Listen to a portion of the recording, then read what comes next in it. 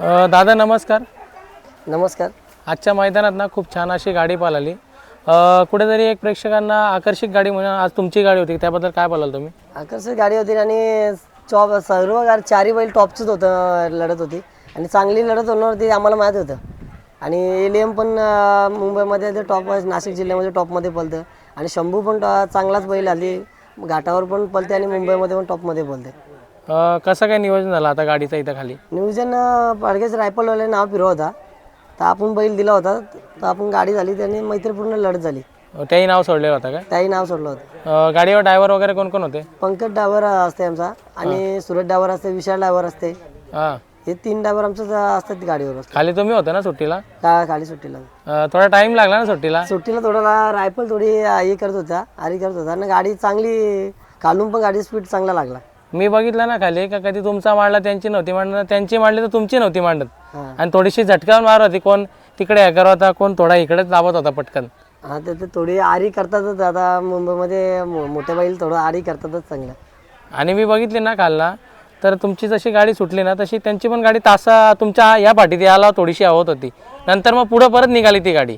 हा, तर गाडी तासामध्ये नसताली तर लढत बघायला चांगली मजा आली असती. आणि ती पण गाडी टॉपची होती आणि इकडे पण गाडी चांगली गाडी होती आणि दोन्ही गाडी चांगली झाली असते, लढत बघायला मजा आली.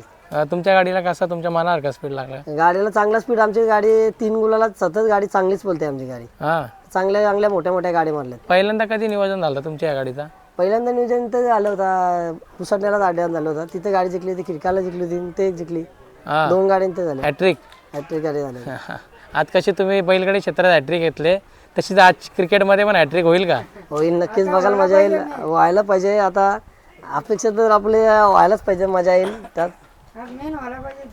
हां, आणखी काय अपडेट देशील मला मैदानाविषयी आजच्या?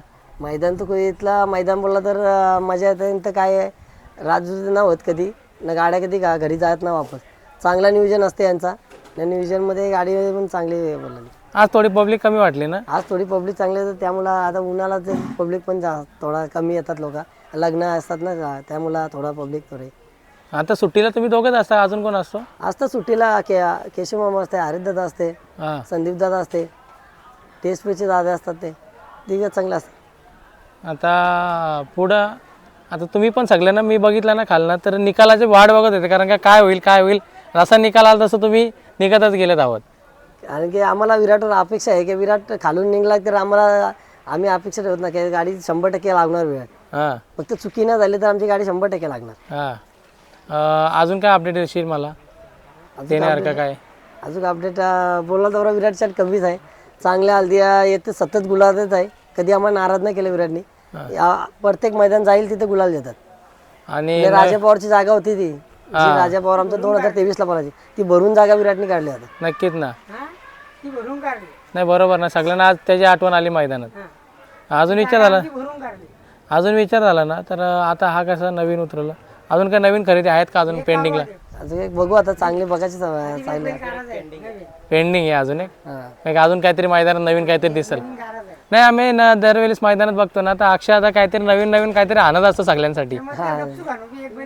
चांगला अनुभव येईल, टॉपमध्ये चांगला पालणार.